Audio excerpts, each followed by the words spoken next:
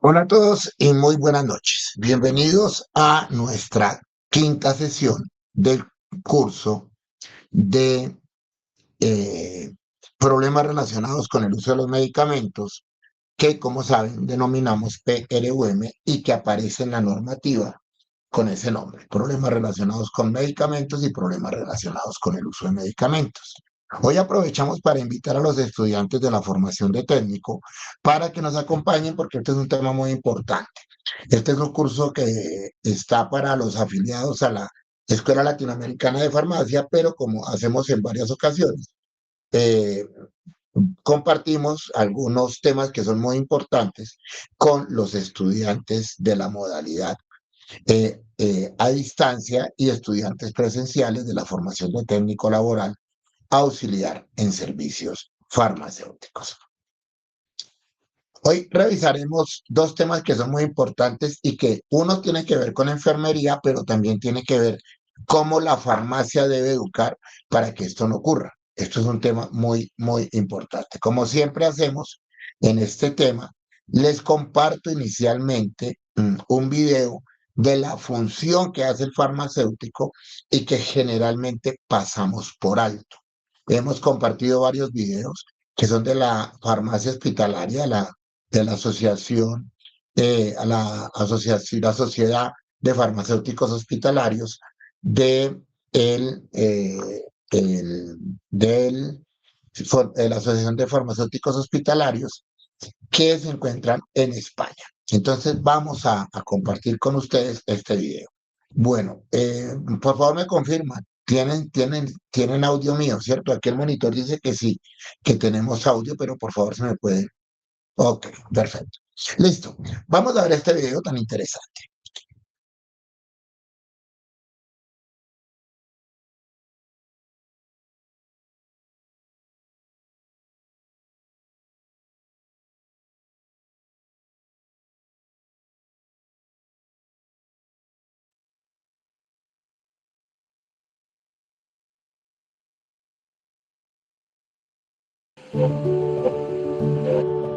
La historia de Manuela ha dado la vuelta a España. Ha permanecido casi un año ingresada en el hospital. Después de ser intervenida en varias ocasiones en estado realmente crítico y pasar un largo tiempo en la UCI, hoy vuelve a casa. Cuando pasas por quirófano o estás intubada en la UCI o no funciona bien tu sistema digestivo, a veces no puedes alimentarte por ti misma y entonces se hace por vía intravenosa. A esto lo llaman nutrición parenteral y hay un equipo de farmacia hospitalaria que junto al resto de profesionales sanitarios se encarga de todo.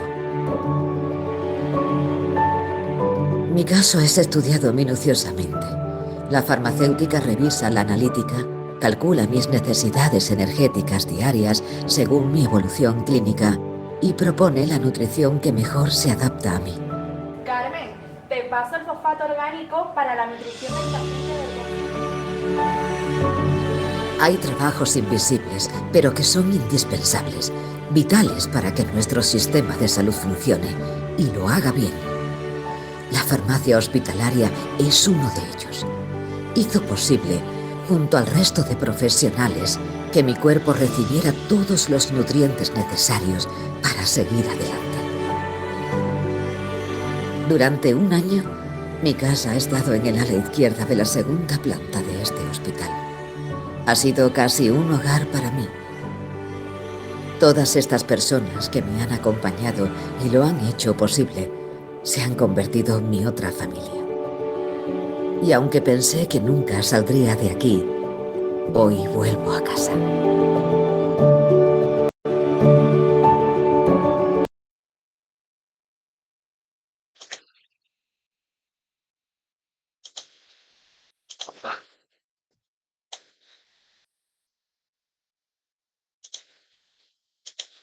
Durante este curso y en las diferentes exposiciones y conferencias que hago,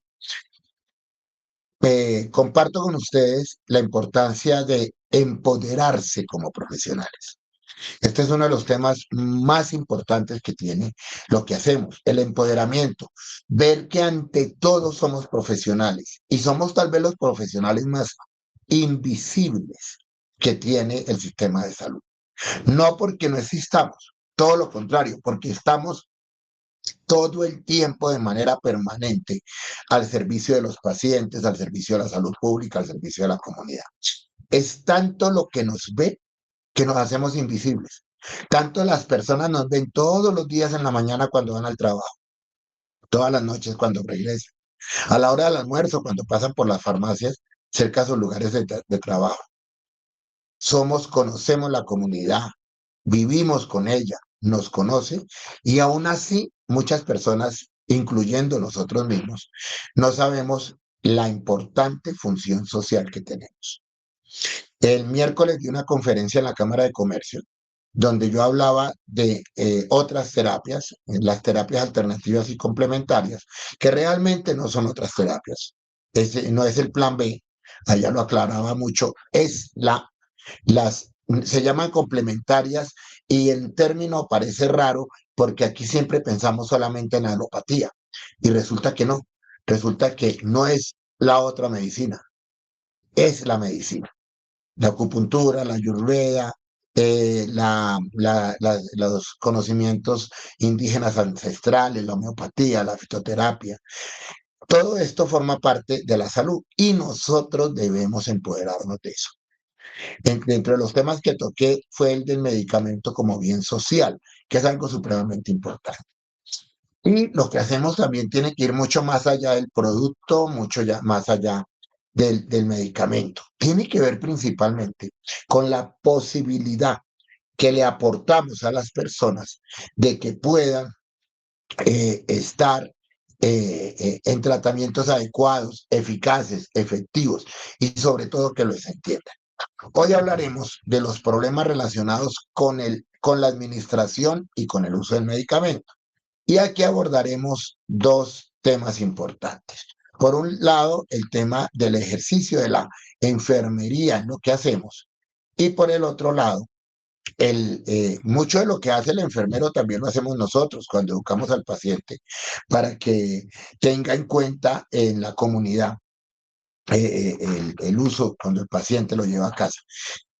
Hablaremos también para que conozcamos un poco cómo desde enfermería se garantiza la seguridad del paciente con los correctos de enfermería. Así como nosotros tenemos los correctos de farmacia, ellos tienen los correctos de enfermería. Y al final hablaremos de algo muy importante, el cuidado. Y este cuidado lo hablaremos también la próxima semana. Y esto es apenas una antesala, porque para la próxima semana hablaremos de los problemas relacionados al estilo de vida. Y ya lo enfocaremos en otro concepto. Los problemas relacionados a medicamentos van hasta acá, hasta la administración y el uso. Sin embargo, en mis clases siempre hablo de otro que es muy importante, que tiene que ver con el estilo de vida y es el que vamos a ver posteriormente. Dentro de los problemas asociados con la administración de los medicamentos, tenemos como primero el medicamento incorrecto. Aunque enfermería tiene unos controles muy grandes, farmacia también tiene sus propios controles en el ámbito hospitalario.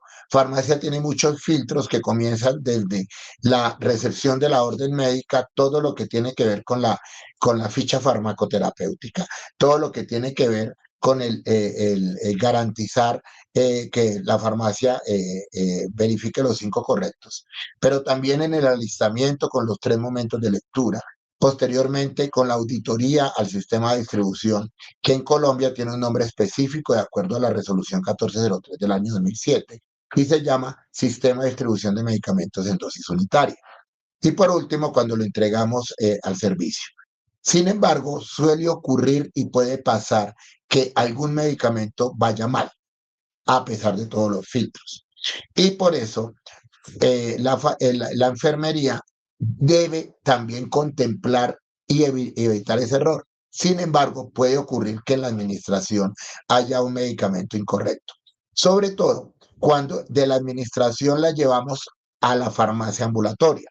o sea, al paciente en casa, al paciente crónico, al paciente polimedicado, al paciente que toma muchísimos medicamentos y en muchos casos al paciente que él mismo se cuida, pese a ser un paciente adulto mayor. O en el caso de pediatría, cuando el cuidado de los niños no está a cargo necesariamente de la mamá, especialmente porque las familias son muy diferentes a lo que nosotros conocemos como familia.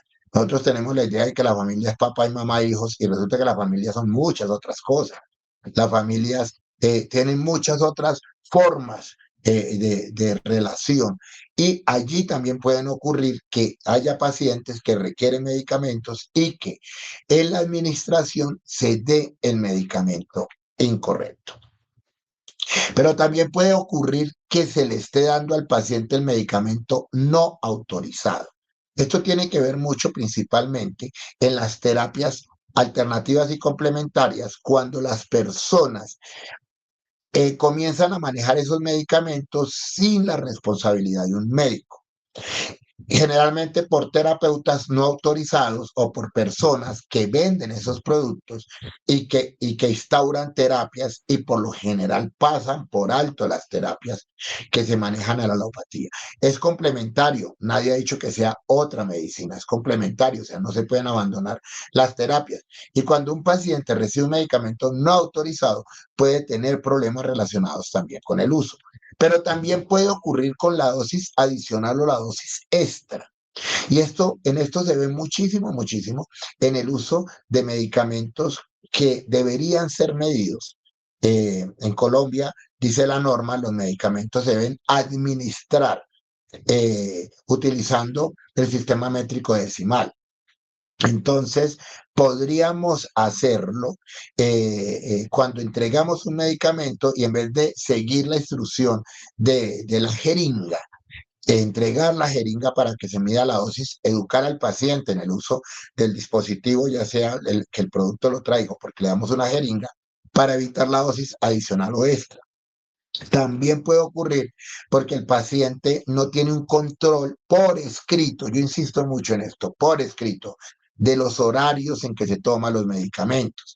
Entonces pueden tener más medicamento del debido en dosis adicionales o extras, o algunos porque el mismo paciente considera que necesita más. Esto se ve mucho, por ejemplo, en el paciente diabético que se administra insulina y que no ha podido entender la importancia en el tratamiento que tiene las dietas adecuadas y los momentos adecuados para el consumo de alimentos. Entonces son pacientes que, por ejemplo, se antojan de comer dulce, toman gaseosa y creen que eso lo pueden suplir adicionando más unidades de insulina. Es que consumí mucho dulce hoy, a pesar de que es diabético, entonces voy a aumentar unas rayitas más la insulina para automedicarme. Eso también puede ocurrir con las dosis adicionales o extras. Y ustedes lo conocen en otro tipo de productos como las cremas por vía vaginal, lo conocen con los colirios, el paciente necesita una gota y se echa 5. Todo eso tiene que ver mucho con la forma como nosotros accedemos al medicamento, pero sobre todo a la educación en el uso de los medicamentos. La dosis incorrecta también, que es diferente a la dosis adicional, es cuando el paciente, vuelvo y reitero, por ejemplo, en el uso, sobre todo en pediatría, en los centímetros o en las gotas. Por ejemplo, cuando el paciente, el de la droguería, no tiene en cuenta el, la forma farmacéutica versus la forma farmacéutica versus el tipo de producto. Le voy a colocar un caso que es muy concreto en esto. Por ejemplo, el tramal de Grunenthal, el frasquito, trae los mismos 100 miligramos por mililitro, son los mismos, pero la dosificación del tramal es 40 gotas por mililitro.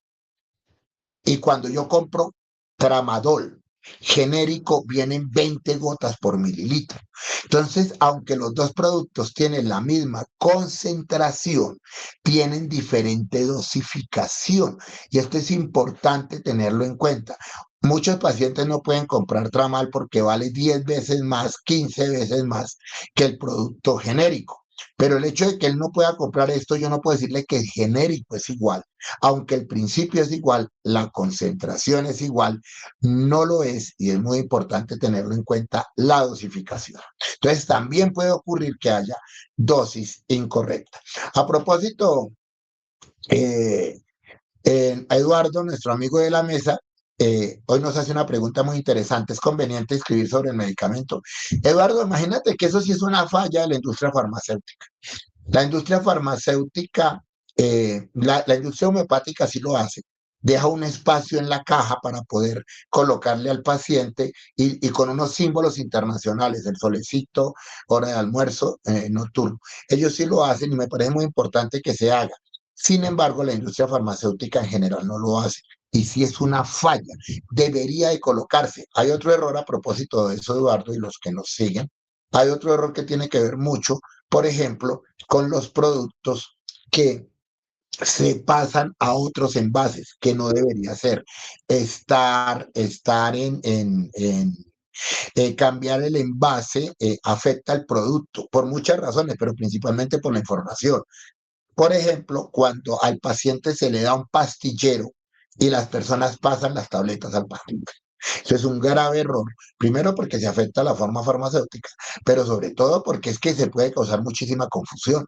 Entonces, todo esto hay que pensarlo muy bien para la administración, y es la labor que nosotros cumplimos en lo que hacemos como farmacia, cronofarmacología. Sí, señor, crono de tiempo. O cuando hay una dosis omitida. En esto de la dosis omitida existe el suprema, hay mucho error, sobre todo en el tipo de dosis. Por ejemplo, en las píldoras anticonceptivas, la idea es tomarlo, y aquí viene algo que tiene que ver también con la forma como se le explica al usuario. Una cosa es que uno diga una vez al día y otra cosa es que uno diga cada 24 horas. Son dos términos diferentes. Porque tú le dices una vez al día al paciente, y hoy se lo toma a las 8 de la mañana, pero mañana se lo toma a las 10, pasado mañana se lo toma a las 3 de la tarde, él dice, yo es que me lo estoy tomando una vez al día. Pero no, es cada 24 horas. O sea, se lo toma a las 8 de la mañana hoy, es 8 de la mañana pasado mañana y así sucesivamente. Mire que son temas que casi nunca abordamos. Y en el caso de las píldoras anticonceptivas, hay señoras que pierden, o sea, que no recuerdan si la tomaron o no, o no llevan un control debido a que el empaque lo trae. Y entonces, por ejemplo, aquí generalmente se da una dosis omitida y puede ocurrir que la señora considere que debe tomarse dos al día siguiente. Todo esto tiene que ver precisamente con el uso con la administración. Como digo, mucho tiene que ver con la enfermería, la vía incorrecta, y tiene que ver también con la forma como nosotros vemos esto. Sobre la vía incorrecta no necesariamente es algo de enfermería, también puede ser que el paciente lo utilice mal. Por ejemplo, y esto yo siempre lo aclaro muchísimo en los pacientes. Pacientes que compran amoxicilina, ampicilina en cápsulas para preparar crema. En la práctica eso no va a funcionar. En la práctica no va a funcionar porque toda forma farmacéutica está unida a la vía de administración. Otra cosa es que si yo le echo eso a una crema, posiblemente lo logre preparar una pasta, pero eso no indica que el efecto del antibiótico esté, porque además no lo puedo medir. Y esa es una vía incorrecta. Otra vía incorrecta es, por ejemplo, cuando el paciente cree que puede cambiar la presentación y adicionar la otra. Por ejemplo, cuando el paciente compra cápsulas de vitamina A, que son cápsulas blandas, la rompe y la echa en una crema. Cree que le está adicionando vitamina A o vitamina E a la crema, y eso no es cierto, porque las cremas, los cosméticos en las vitaminas tienen una forma de preparación que se llama farmacotecnia, muy, muy estructurada, que no es fácil. Si fuera tan sencillo, pues no habría laboratorio, sino que cada uno compraría una crema y echaría una cápsula de vitamina E.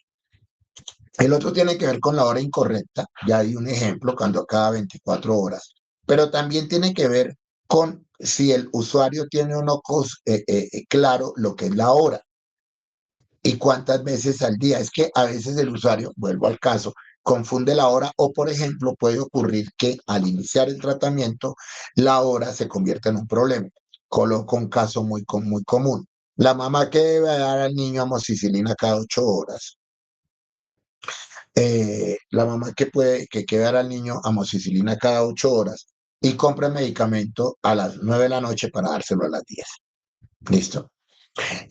Perdón, compra el medicamento en la mañana pues, y se lo da a las 8 de la noche. Si uno hace la cuenta, si se lo da a las 8 de la noche, la próxima dosis sería a las 4, a las 4 de la mañana, pero no estaría bien despertar al paciente en esos horarios.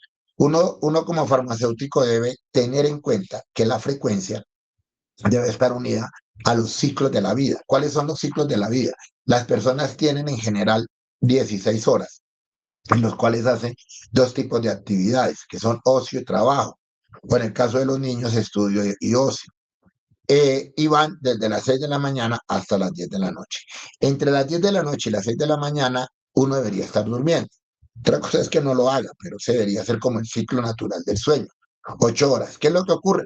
Que, por ejemplo, si la mamá despierta al niño a las 4 de la mañana, primero, es un niño que está enfermo y no debería de despertarse si ha logrado dormir. Y segundo, se le vuelve un problema porque entonces durante 7 días lo va a despertar a las 4 de la mañana porque inició mal el tratamiento. ¿Qué hacer en esos casos? Dígale, dele la dosis a las 10 de la noche y mañana se lo da a las 6 de la mañana. Podría ser una excelente opción. Si el niño ya, por ejemplo, es un caso como el ibuprofeno en niños o otro tipo de medicamentos para el dolor y la fiebre, pues puede darle la dosis, tan pronto baje la fiebre, pues pensar en que mañana comenzamos 6 de la mañana. También están asociados a la forma farmacéutica incorrecta. Esto también tiene que ver mucho con la preparación. Lo hacemos mucho en la farmacia hospitalaria. En la farmacia hospitalaria nosotros pensamos muchísimo en la preparación de medicamentos. Se lo explicamos a la enfermera porque nosotros somos los expertos de los medicamentos. De hecho, la misma normativa indica que el concepto técnico del farmacéutico está por encima de los demás profesionales de la salud. Se llama la prevalencia del concepto técnico. Entonces, cuando una forma farmacéutica está mal preparada, puede ocurrir que también traiga problemas asociados a la administración. Y no es solamente en enfermería, ocurre muchísimo en otro tipo, de preparaciones. Las droguerías son muy dadas, por ejemplo, a hacer mezclas de productos en inyectología. Primero, no debería hacerlos porque no debe mezclar nada.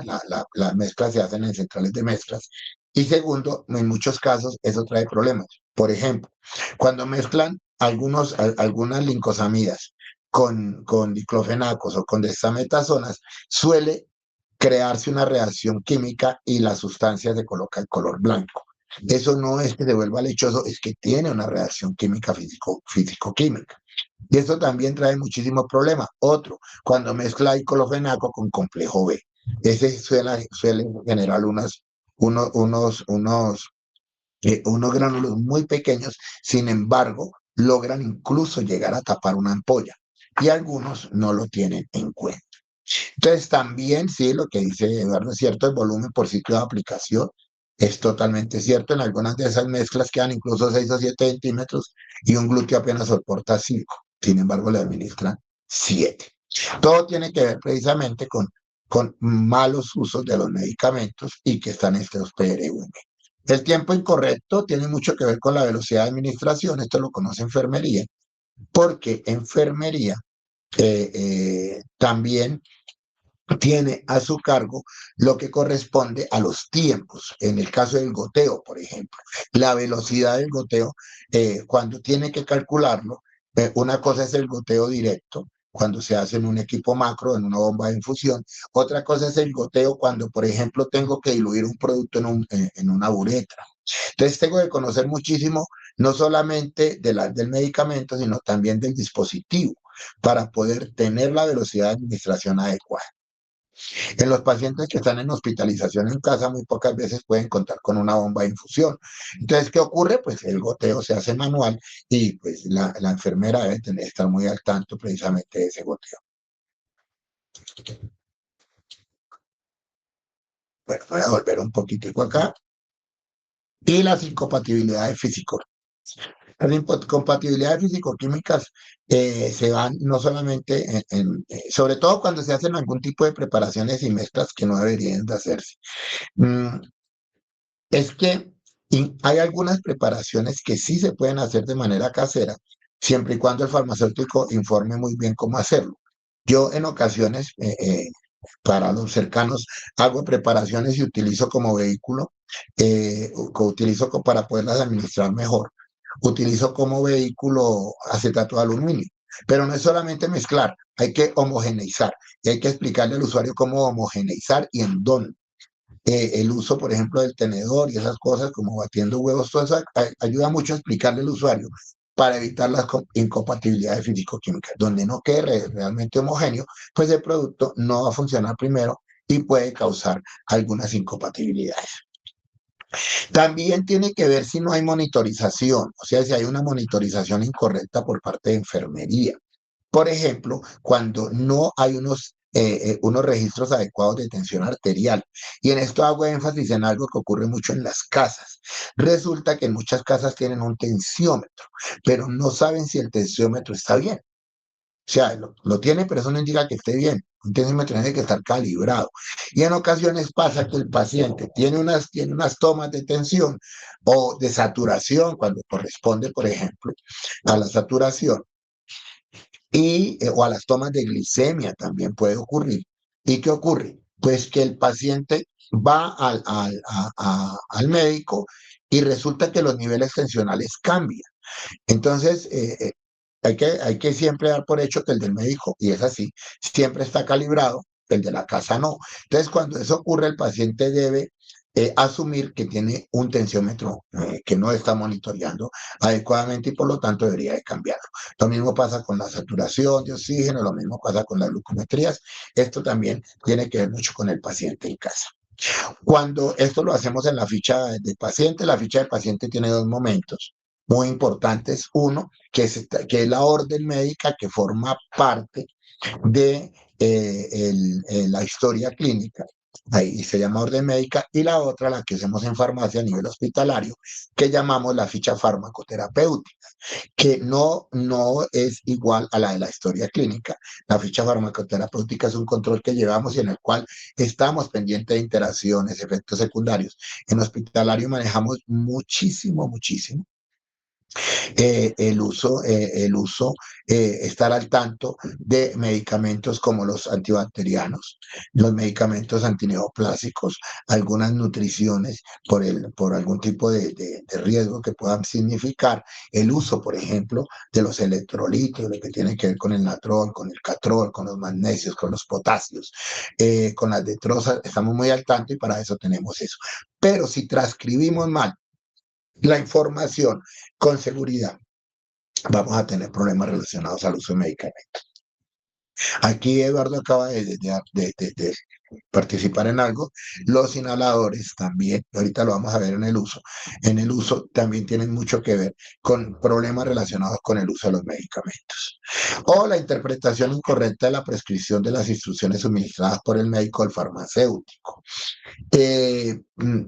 Hay que recuperar algo que es el tema de la importancia del farmacéutico en el proceso, porque es que hasta el 2010 el farmacéutico se integró al sistema hospitalario. Una cosa era integrarlo y otra cosa era tener farmacéuticos formados para eso. Una de las falencias que tienen los regentes de farmacia es que no logran integrarse debidamente a los equipos sanitarios, en gran medida porque no están empoderados o porque no tienen los conocimientos técnicos para hacerlo.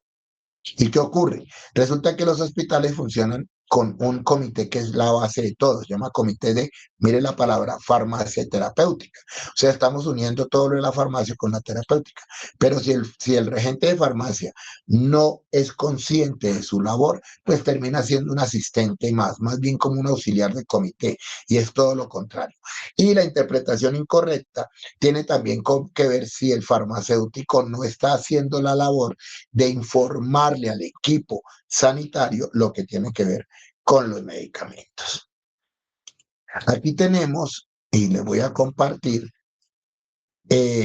los 10 correctos de enfermería. Es un tema bien importante que debemos manejar y que nos van a contribuir a entender un poco cómo se hace la seguridad del paciente desde la enfermería. Permítame, ya les comparto.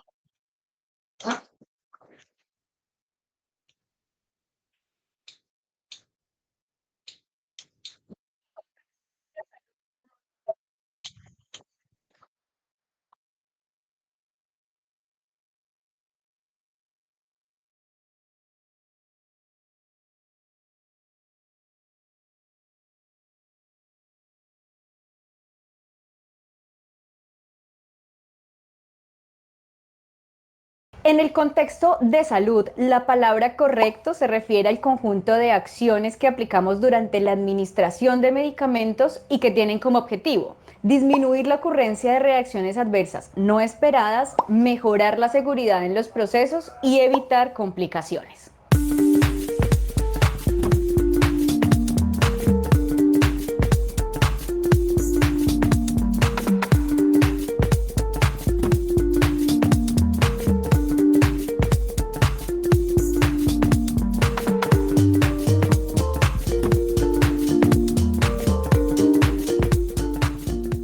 Cordial saludo para todos, mi nombre es Estefanía Hernández Sánchez y hoy hablaremos de los 10 correctos para la administración de medicamentos.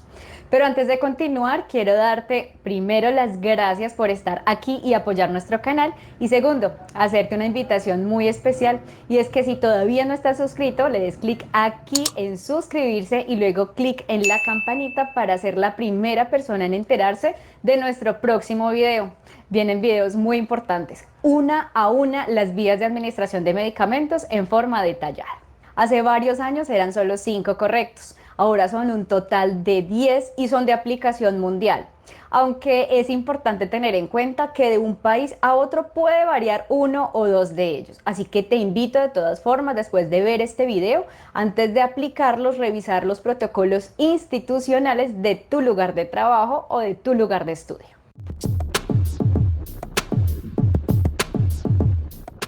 Voy a contarles cuáles son teniendo en cuenta 3 protagonistas: el paciente, el medicamento y el personal de salud. Veamos primero los correctos relacionados con el paciente. Número 1. Paciente correcto. Por medio de manillas de identificación, tableros en cabeceras de cama, por medio del llamado y la comunicación verbal del paciente. Número 2. Vía correcta. Recuerda que si recibes una orden con la vía escrita de forma no legible o sabes que está errada, es tu responsabilidad no administrar ese medicamento hasta que se corrija la fórmula. Número 3. Historia farmacológica y de alergias. Implica indagar las posibles alergias para prevenir casos de shock anafiláctico. Es importante crear historia farmacológica con los medicamentos que se han administrado, los que se están administrando y los que se le administrarán en el futuro, con el objetivo de prevenir interacciones farmacológicas. Veamos ahora los correctos relacionados con el medicamento. Número 4. Medicamento correcto. Verificar el blister, caja, ampolla o donde esté contenido el medicamento que vamos a aplicar, para confirmar nombre y concentración. Existen casas farmacéuticas que producen medicamentos diferentes con empaques muy parecidos o con nombres similares. Número 5. Dosis correcta. Verificar en la fórmula médica dosis y goteos a calcular. Número 6. Verificación de la fecha de vencimiento. Verificar esta fecha en el empaque. Es recomendable que sean semaforizados previamente también en la farmacia. Veamos por último los correctos relacionados contigo, conmigo y todos aquellos técnicos y profesionales que administran medicamentos. Número 7.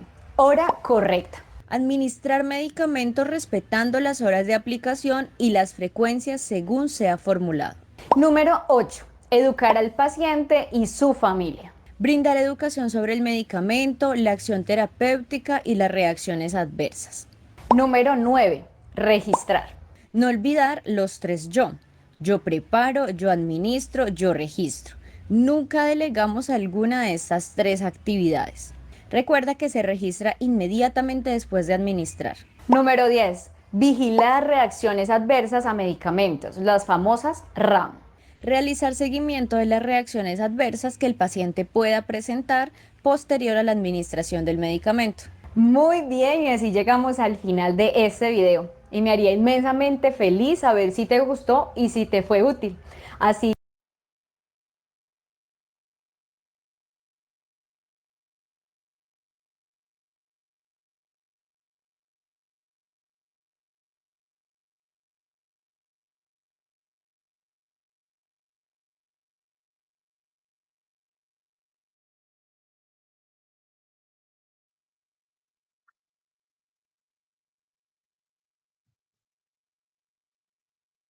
Bueno, si comprendemos cómo funciona enfermería, desde farmacia podemos anticiparnos cuando es hospitalario. Pero también desde farmacia ambulatoria podemos apoyar cuando las personas tienen dudas de los procedimientos que les están haciendo en los hospitales o incluso en pacientes hospitalizados en casa. La función de la farmacia no es solamente en la farmacia, es sobre todo en la comunidad, es acompañar a las personas en esos espacios para poder contribuir a lo que dice la norma de manera armónica e integral al mejoramiento de la calidad de vida individual y colectiva. Pero hay otros problemas relacionados que son los de uso. Y los de uso tiene que ver mucho el cuidador o el mismo paciente, aunque también cruza con enfermería en muchos casos. Uno, y es supremamente importante, es la automedicación. Recuerden que hay dos tipos de automedicación. La que se llama responsable, que es una propuesta por la Organización Mundial de la Salud y que consiste en que las personas se automediquen con medicamentos de venta libre de manera responsable. ¿Cómo es de manera responsable? Consultando con el farmacéutico para que esos medicamentos se utilicen debidamente. Ojo, ojo que el farmacéutico cuando entrega un medicamento de venta bajo fórmula médica, como es el caso del omeprazol de 20 miligramos, el caso del Lomotil, el caso del ibuprofeno de 600 y 800, el caso del naproxeno de 500, está haciendo autoprescripción y eso es irresponsable, muy irresponsable. Farmacéutico no debe nunca bajo ninguna circunstancia manejar productos para los cuales no está autorizado. Para eso están los productos de venta libre. Bueno, la no adherencia a la terapia, algo que es muy común y que lo miraremos la próxima clase además en estilos de vida saludables. Y es que tiene que ver con que las personas no se adhieron a la terapia por muchísimas razones, por temor, por mala información, por descuido o porque el paciente sencillamente no quiere bajo ninguna circunstancia hacer un tratamiento, que también es una posibilidad. Eso ocurre mucho con los pacientes que, por ejemplo, tienen tratamientos muy agresivos, como el caso del cáncer, y en muchos casos, cuando ya al paciente se le ha dicho que, digamos, de alguna manera, esto es paliativo, entonces ese paciente generalmente abandona la terapia o también porque está mal asesorado y tiene mucho que ver con los productos de la medicina alternativa y complementaria. También puede ser paciente que por su condición de salud a muy avanzada edad tampoco quiera tener terapias como una manera de descansar precisamente de las terapias. El incumplimiento parcial, o sea, el paciente no se toma todos los medicamentos, vuelvo a un caso que es muy común, el caso de los pacientes que están con terapias crónicas. Por ejemplo, el paciente que tiene que tomar, que tiene que tomar metformina, pero que la metformina de alguna manera le causa alguna molestia, entonces reduce el tratamiento. También puede ocurrir eso. Tenemos al paciente que tiene incumplimiento total, o sea, que no cumple con la terapia, va al médico, y en esto la farmacia ambulatoria, principalmente la que entrega medicamentos del sistema de salud, debe tener muy en cuenta, porque es que a veces la misma persona le cuenta al personal de la farmacia, no me dé carbonato de calcio porque tengo en la casa. O sea, usted no debe tener medicamento en la casa. Porque si lo tiene, quiere decir que usted tiene un incumplimiento parcial o total y debería de activar de una vez la alarma para que el médico en la próxima consulta hable con el paciente porque es claro que no está cumpliendo con el tratamiento. La sobredosificación o subdosificación Es muy dado también en algunos tipos de patología, principalmente la del dolor. Cuando el paciente tiene mucho dolor, suele tomar más medicamento esperando más analgesia. Y eso no ocurre como el paciente generalmente cree. Está la dosis incorrecta, en el que el paciente o no la entiende o él mismo asume esa dosis. También tenemos la vía incorrecta, lo hablamos también en la administración, pero cuando el paciente lo usa, también tiene la vía incorrecta. Pero esto también tiene que ver también con el dispositivo que utilice. Por ejemplo, hace un momento decía Eduardo, el uso de los inhaladores. Claro, la vía puede ser la correcta, pero el uso puede ser incorrecto. Por ejemplo, que el paciente, en el caso de los niños, no es posible que entiendan la importancia de exhalar e inhalar para poder que el producto entre. Entonces toca utilizar algunos dispositivos como las inhalocámaras para poderlo lograr. Está la forma incorrecta, o sea, la forma farmacéutica incorrecta. Tiene mucho que ver, y ojo con esto, también la farmacia tiene mucho que ver con eso. Primero, está prohibido cambiar de forma farmacéutica. Y segundo, cambiar de forma farmacéutica, si sea el mismo principio activo, puede ser bastante riesgoso. Por ejemplo, el paciente que tiene ordenado tabletas de liberación retardada o, o tabletas de liberación osmótica y le entregan porque le dicen que es más barato un medicamento que es una tableta simple. Entonces el funcionamiento no va a ser igual y esa forma farmacéutica va a cambiar eso. Sí, señor, los inhaladores nasales y bucales son otro de los tantos, los colirios que los confunden con gotas ópticas, más de uno ha llegado con el ojo inflamado por el uso de gotas ópticas en los ojos. La técnica incorrecta también tiene que ver mucho con el uso y por eso hay que siempre que le entreguen a un paciente esto. Hace un momento miré en unos comentarios del uso de los dispositivos médicos y sí, muchas veces la técnica es incorrecta porque el uso es incorrecto y ni siquiera tiene que ver con medicamentos. Yo he visto pacientes, yo fui uno de ellos, donde no me enseñaron a usar muleta cuando lo usé. Cuando me la entregaron, no me dijeron que había una altura adecuada y que el cuerpo debía descansar sobre esa altura y resulta que yo estaba moviéndome en muletas en el aire, estaba haciendo como los saltimbanquis, haciéndolo en el aire, hasta que incluso es curioso, eh, porque fue un vigilante que me dijo que así no se usa una muleta. Otro caso que es muy común, el uso del apoyabrazos, de cabestrillo, pero también puede utilizarse mal, por ejemplo, un bastón cuando no le explican al paciente dónde va el bastón. Y todo eso tiene que ver con muchas de las funciones que hace la farmacia. La frecuencia correcta, ya la hablamos, y que eso también va unido a la automedicación. La monitorización incorrecta. Los medicamentos ambulatorios también hay que monitorearlos, principalmente los medicamentos que tienen unas terapias definidas, el uso de antibióticos en niños durante 7 días. Esto, por ejemplo, a veces tiene monitorización incorrecta. Otro, la monitorización utilizada al paciente porque porque el dispositivo que utilizamos está mal hecho, no está mal calibrado. Por ejemplo, cuando utilizamos un glucómetro sin saber si está bien o mal, un osímetro, bueno, hay muchos dispositivos que posiblemente utilicemos mal. O la otra, el paciente que no cumple la terapia completa porque hay una monitorización que no se hace, la de efectos secundarios. O sea, al paciente no se le pregunta por los efectos secundarios. Hace unos años, recuerdo, yo lo compartía mucho en mis charlas, el uso de la eritromicina.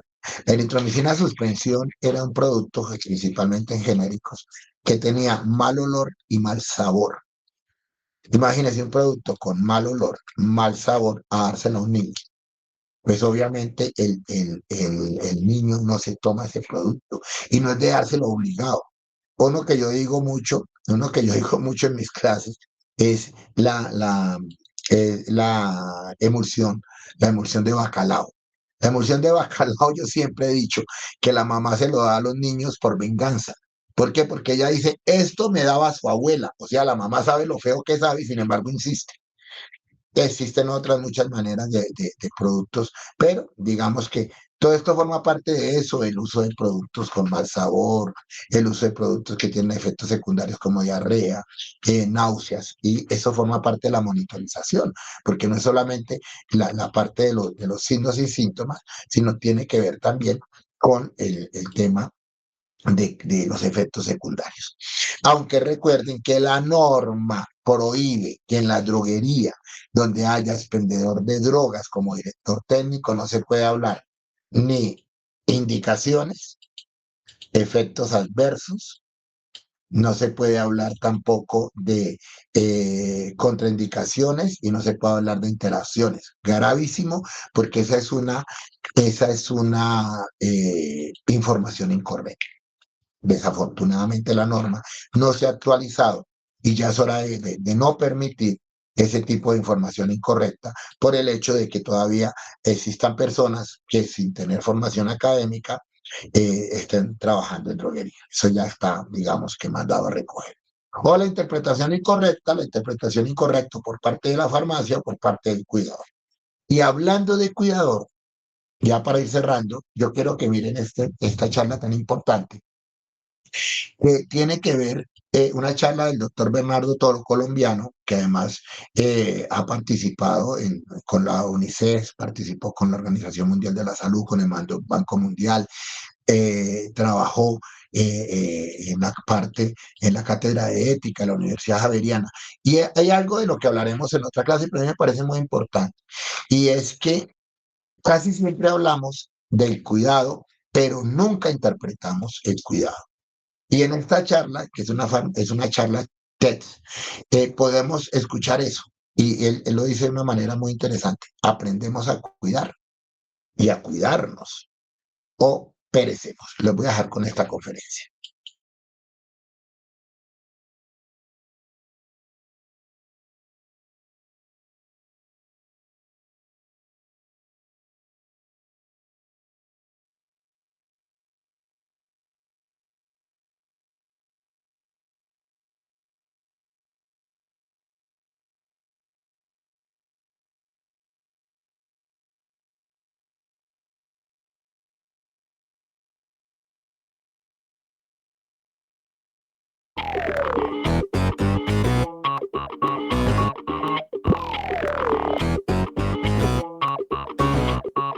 Levanten la mano los que creen aquí que son honrados.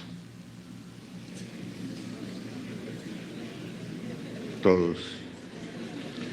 Como todos son honrados, levanten la mano los que están dispuestos a dejar la billetera en el asiento ahora en el break. Esto es un paradigma.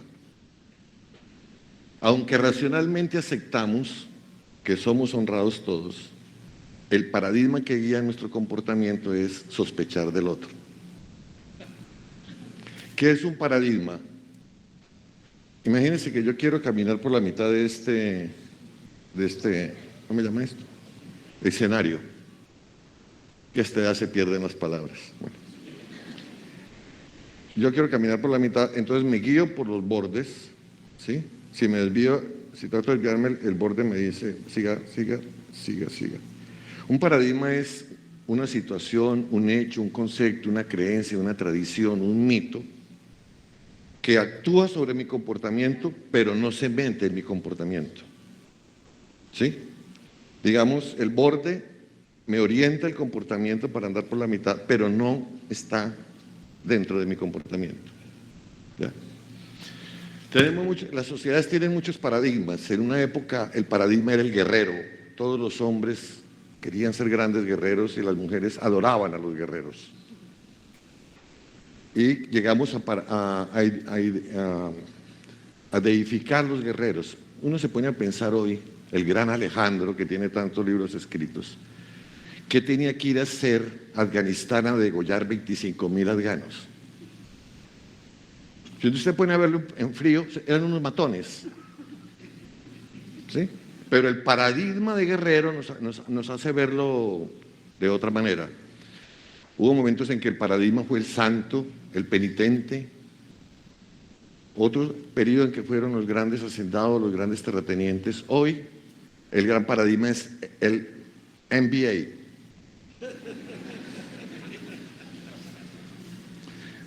Todo el mundo espera hacer un Business Administration en Harvard, Yale, Wharton, Kellogg, etc. O ICAE, que ICAE está catalogada dentro de las top. Durante siglos hay un paradigma que nos ha guiado a todos. Un paradigma tiene la característica de que influye sobre nuestros sentimientos, sobre nuestros amores, sobre la política, sobre la economía, sobre la vida diaria, sobre la forma como hacemos el amor, sobre la forma como comemos y vestimos. Está ahí siempre influyendo.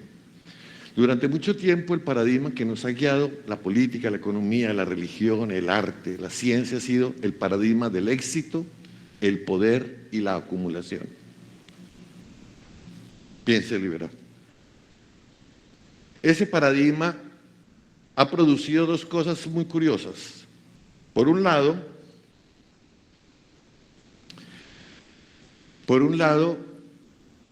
ha producido todo el problema del cambio climático, que yo no lo voy a extender aquí, los ticos son expertos en esto.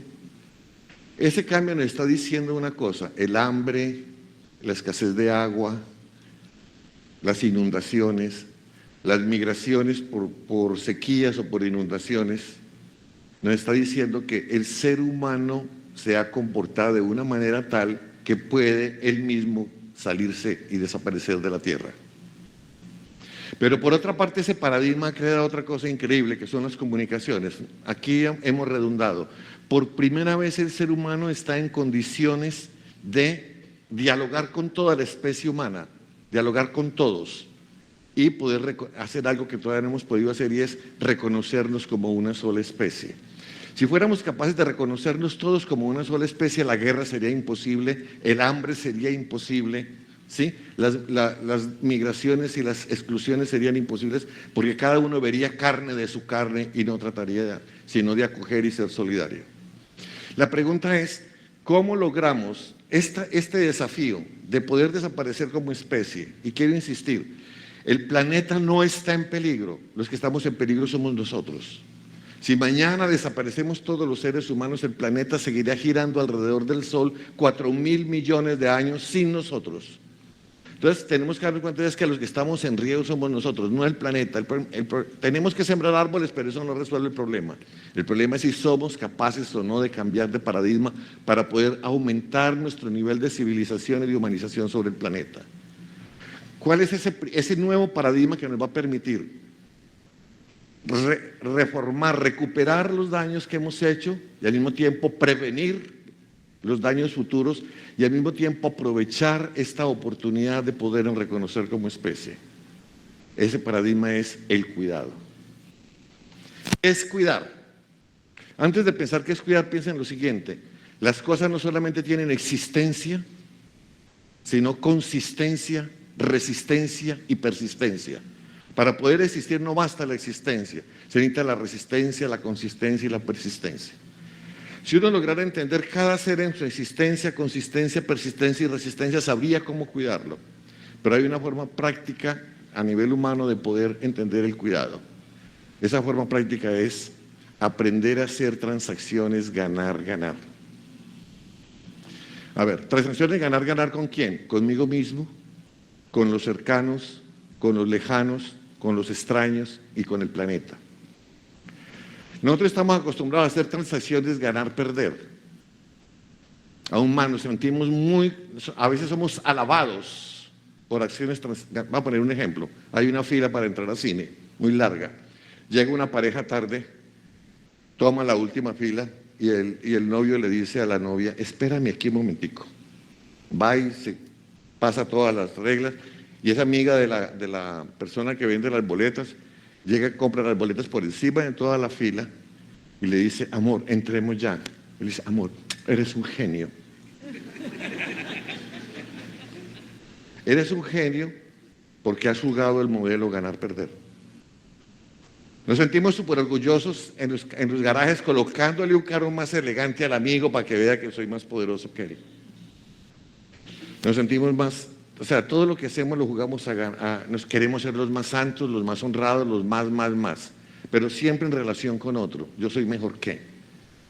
¿Cómo aprender a hacer transacciones ganar-ganar? Es el gran desafío que el paradigma le pone a la educación.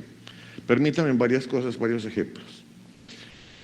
Una de las condiciones fundamentales para poder llegar a la nueva humanización que requiere el paradigma del cuidado es aprendernos a cuidar a nosotros mismos. Piensen lo siguiente, ¿cuál es el máximo don que el ser humano ha recibido sobre la tierra?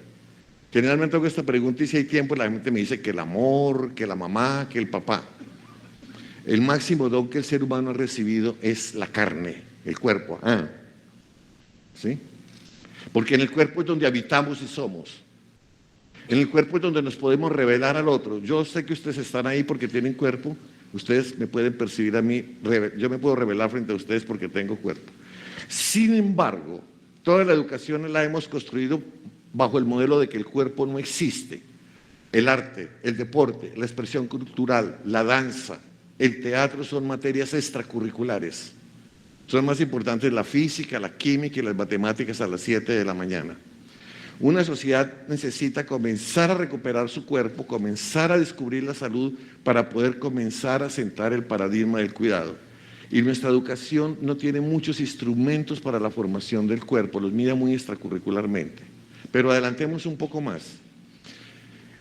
Cuidarnos a nosotros mismos significa aprender a cuidar el espíritu. ¿Qué es cuidar el espíritu? Poder crecer en la autonomía. Pero poder crecer en la autonomía significa 3 aprendizajes. Aprender a valorarse la autoestima, ¿sí? Aprender a autorregularse, ¿ya? Y aprender a conocerse. Autoconocimiento, autoestima y autorregulación. Son las 3 condiciones que un ser humano necesita para ser autónomo, o sea, para ser libre. No es posible llegar a un estado superior de humanización si seguimos persistiendo en los modelos heterónomos, donde le decimos a la gente qué es lo que hay que hacer, que si no lo hace va a sentir miedo, que si no lo hace va a tener castigo, y si tiene castigo tiene dependencia, y si tiene dependencia va a esperar que lo castiguen y lo prueben y va a repetir el modelo. La autonomía significa otra cosa, tener proyecto de vida, poderse dar reglas a sí mismo, autorregularse, porque solamente el que se da reglas a sí mismo puede ser libre. El que ser libre no hace mal ni bien, se equivoca o acierta. Si se equivoca o acierta, aprende, y si aprende puede cambiar. Nuestra educación no tiene tecnología, no tiene modelos, no tiene protocolos para la formación en el autoconocimiento, en la autoestima y en la autorregulación. Déjenme, quedan pocos minutos para contarles una anécdota. Esto lo comencé a pensar y a entenderlo en Tailandia, en una invitación a un congreso que me hizo el Banco Mundial. Había una ceremonia muy complicada con un brasilero, con Claudio Moura. Me dice, aquí vamos a estar toda la mañana y esto no entendemos nada en tailandés, vámonos a buscar una escuela rural. Era un congreso de educación. En Tailandia las escuelas rurales están junto a los conventos de los monjes budistas. Llegamos a la escuelita, una escuela normal, las escuelas rurales de todo el mundo son iguales, las de China, Costa Rica, Colombia, Tailandia son igualitas, 200 alumnos. Y llegamos a la escuela a mirar lo que es más distinto, que es la clase de religión y la clase de política, porque todo lo demás es igual en todas las escuelas del mundo. Enseñamos todos lo mismo en primaria. Entonces usted llega a la clase de religión, que es clase de budismo, y Tailandia, Vietnam y Camboya son los países más budistas del mundo. Son budistas en esencia. Primero, las escuelas no tienen pupitres, no tienen sillas, porque los niños se sientan en el suelo en flor del loto y escriben así. Ahora con tabletas, mucho mejor. Y está un monje, la clase empieza a los 9 años y termina a los 14. A los 14 es mayoría de edad. A los 14 los niños están todo el tiempo callados, con la cabeza rapada, con un abrigo como naranja y un monje al frente. No pasa nada. Si un niño se duerme, el monje lo mira y el niño... ¿no? Un día, otro día, 6 años. Y entonces uno pregunta, ¿qué pasa ahí? Y la respuesta lo deja uno. Los niños están aprendiendo a hacer silencio interior para poder oír su voz interior y poder definir cuál va a ser el proyecto de su vida. En esta cultura nadie le dice a un niño, es a través de la reflexión como el niño decide cuáles van a ser los votos que van a guiar su vida. Él opta. Nos entró una gran curiosidad por saber cuáles eran los votos de la directora de la escuela. Hicimos las vueltas y ella al fin nos dijo, cuando cumplí 14 años, después de todo este proceso, hice 4 votos. 1, nunca mentir. 2, cuidar mis padres hasta la muerte. 3, si me casaba, nunca ser infiel. Y 4, dedicar toda mi vida a la educación primaria rural en Tailandia. En ese momento yo entendí por qué Estados Unidos perdió la guerra de Vietnam. Porque cada vietnamita hacía un voto, entre sus votos un voto, sacar a Estados Unidos de Vietnam. Entonces era un proyecto militar contra un proyecto espiritual. Siempre ganará el proyecto espiritual. Yo los invito, estamos en América Latina, somos el continente verde del planeta, tenemos 22 millones y medio de kilómetros cuadrados, somos 3 veces China, somos una de las mayores reservas de agua dulce del mundo, tenemos solo 560 millones de habitantes, todo nuestro territorio es cultivable, todo nuestro territorio es habitable. Este es el continente al cual el mundo está mirando hacia acá, es el continente verde del futuro. Tenemos un gran chance de darle a la humanidad un nuevo nivel de humanización, pero ese chance existe si somos capaces de sembrar aquí, de cultivar aquí, de desarrollar aquí, de entender aquí, que el futuro del planeta para unir estas posibilidades de comunicarnos entre todos y poder reparar los daños que hemos creado, el gran instrumento es el cuidado. Muchas gracias.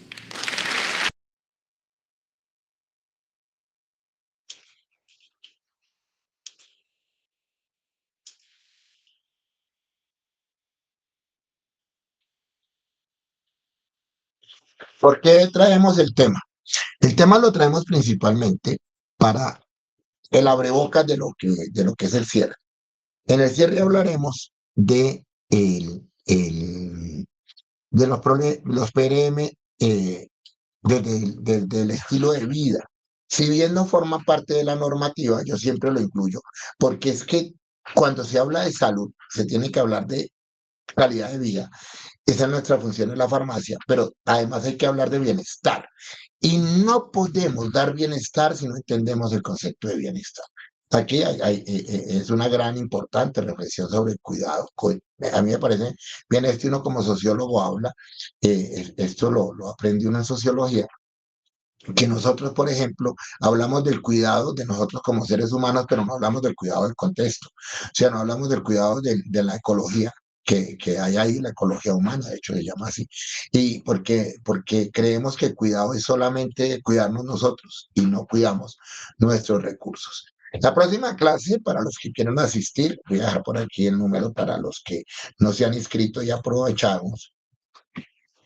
Eh, si quieren participar de todos los videos que tenemos de fueron 6 en total, la próxima semana terminamos, pueden consultar este número pues para que se inscriban y puedan finalizar. Y hablaremos precisamente de los PRM asociados a la calidad de vida. Y esa calidad de vida tiene que ver con la forma como nosotros podemos ver el mundo y desde ese mundo nosotros aportar a la salud. Porque es que muchos de los problemas relacionados con medicamentos están también relacionados con la forma como las personas ven la enfermedad, con la forma como se entiende la terapia, con la forma como nosotros desde la farmacia educamos y apoyamos a las comunidades y como nosotros transmitimos la salud. Entonces, los esperamos la próxima semana para finalizar nuestro curso de problemas relacionados con el uso de los medicamentos. Y como dije al comienzo, pues se hizo adicionalmente invitándolos a ustedes dentro de los programas de técnicos para que tuvieran pues un cierre con un tema muy interesante de este 2025. Muchísimas gracias a todos por participar y nos veremos pues la próxima semana. Un feliz descanso para todos.